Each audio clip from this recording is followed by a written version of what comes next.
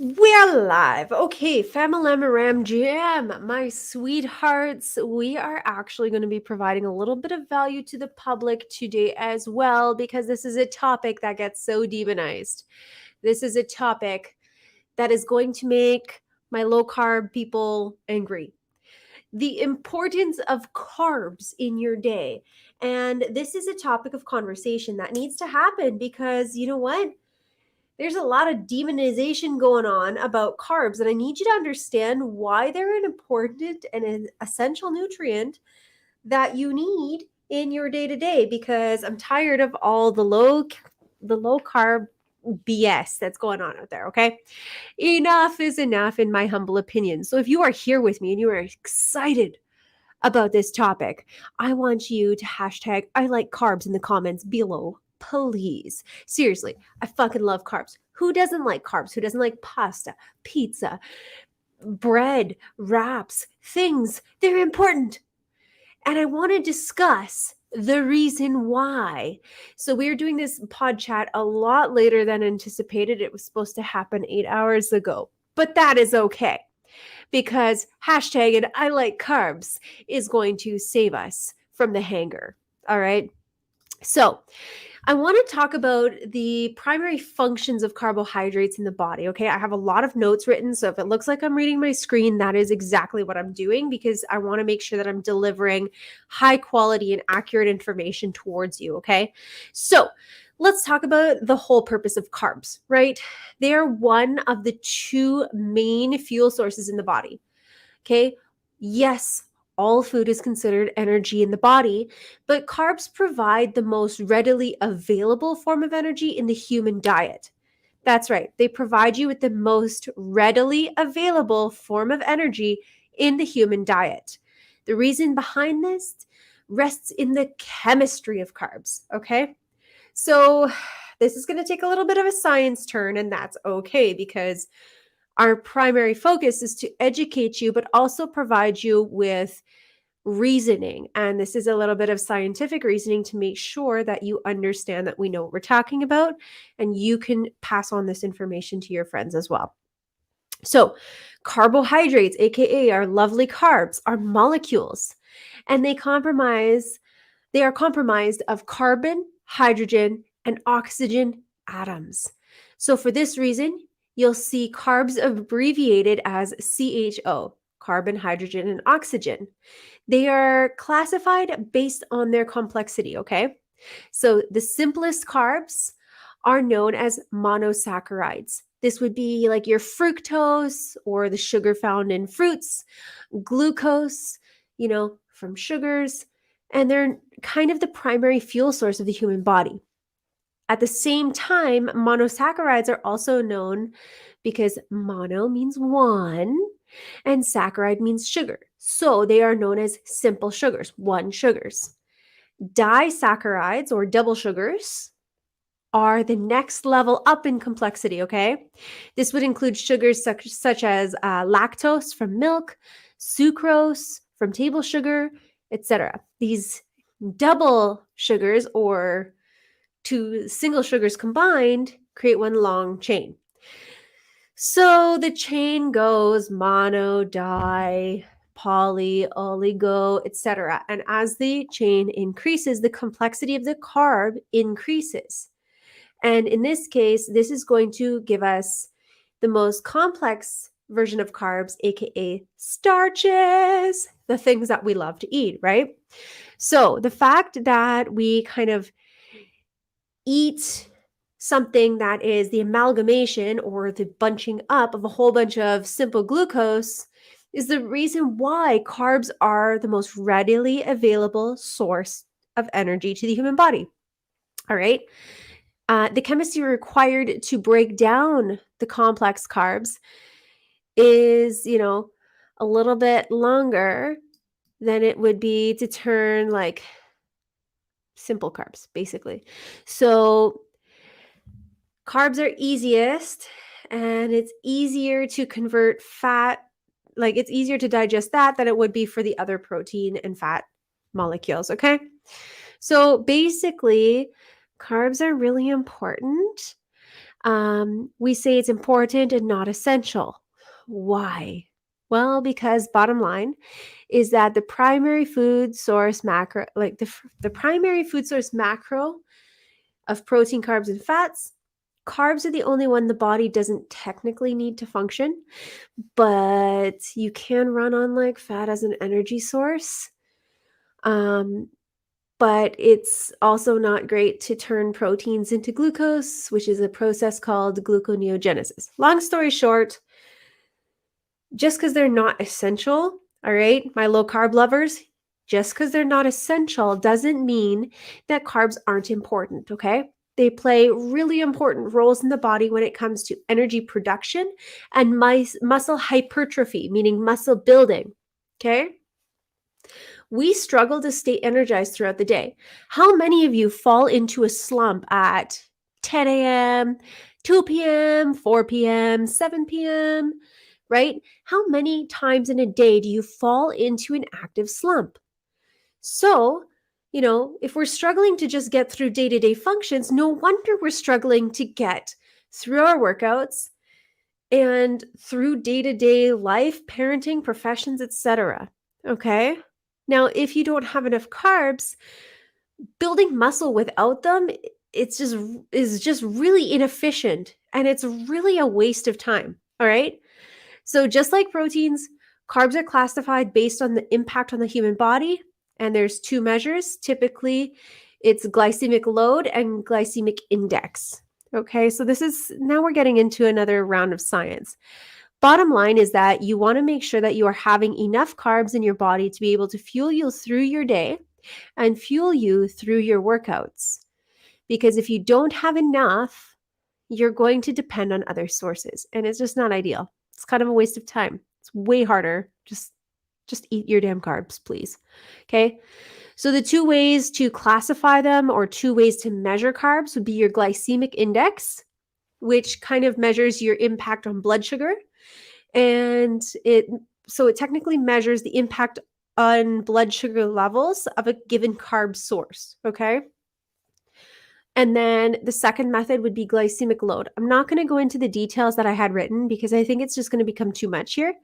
But basically, glycemic load is the more comprehensive way to look at how a carb will impact the body, as it takes into account not only how the carb increases your blood sugar levels, but how much of it is actually digested and taken in.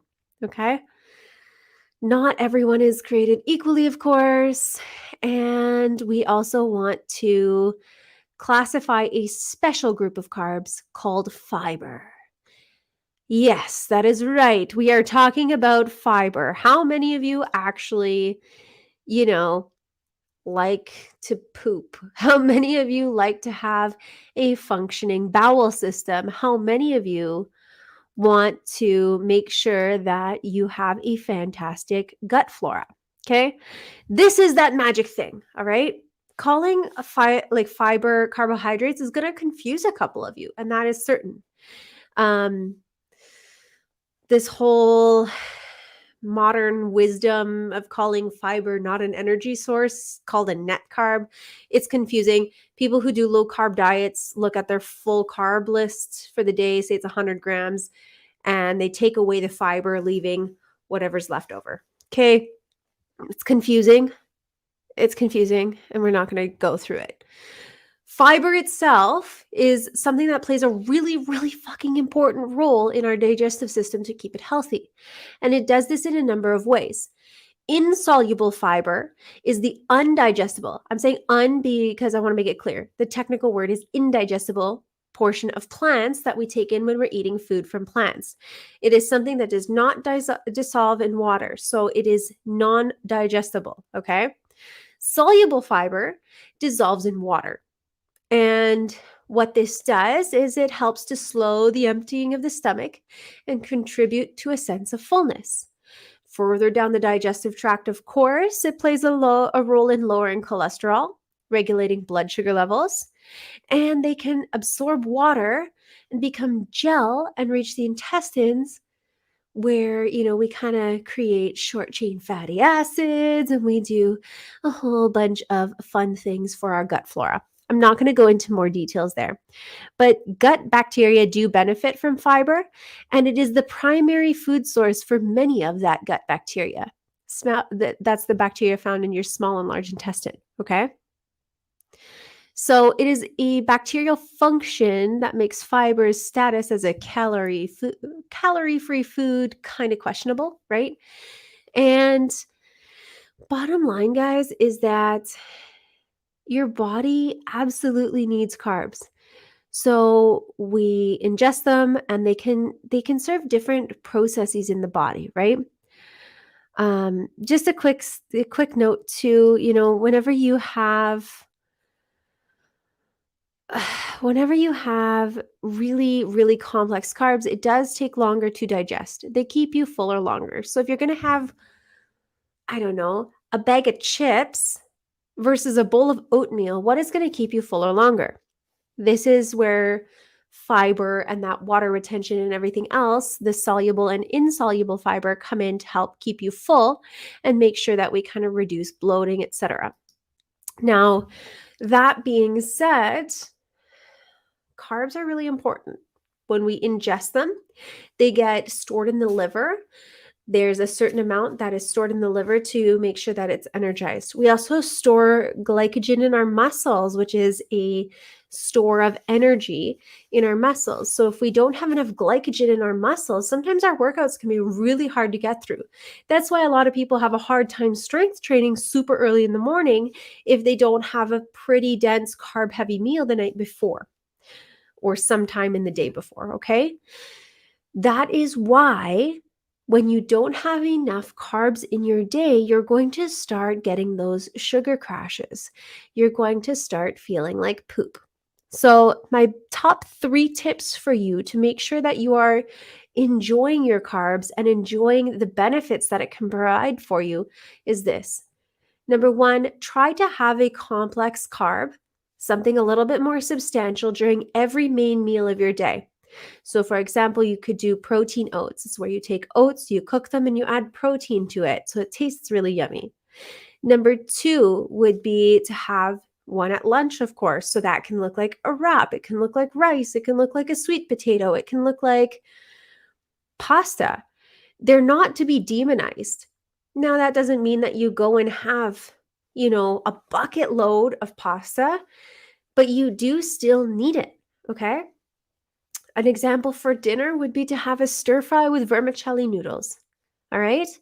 It doesn't have to be demonized. You can eat the bread, you can lose weight still, and you can enjoy your life without feeling very restricted and reprimanded for your behavior. A quick side note on bloating as well. If you have carbohydrates later in the evening, okay, you are going to hold water retention, period. So, for 1 gram, or let's just use pounds for example, for 1 pound of carbs eaten, you will hold on to 3 pounds of water. So when the scale suddenly jumps up, I'm going to guarantee you that that is going to be bloating. So you're not going to gain 3 pounds of fat overnight just from having some damn carbs. This is why the relationship with the scale is very important to understand. Okay. Whenever you have a relationship with a scale where your self-worth is attached to it, then you need to understand why certain things will trigger a weight gain suddenly. Not going to the washroom will trigger that. Not having a bowel movement, right? Not going to the washroom, not having a bowel movement. Okay. Having carbs late the night before. Having sugary or alcoholic foods the night before. Eating super, super late. Okay, so the reason why I made this video public, because this is another one that I post only for my clients typically, is because this is the week after Halloween. This is the week when everybody has buttloads of candy in their home.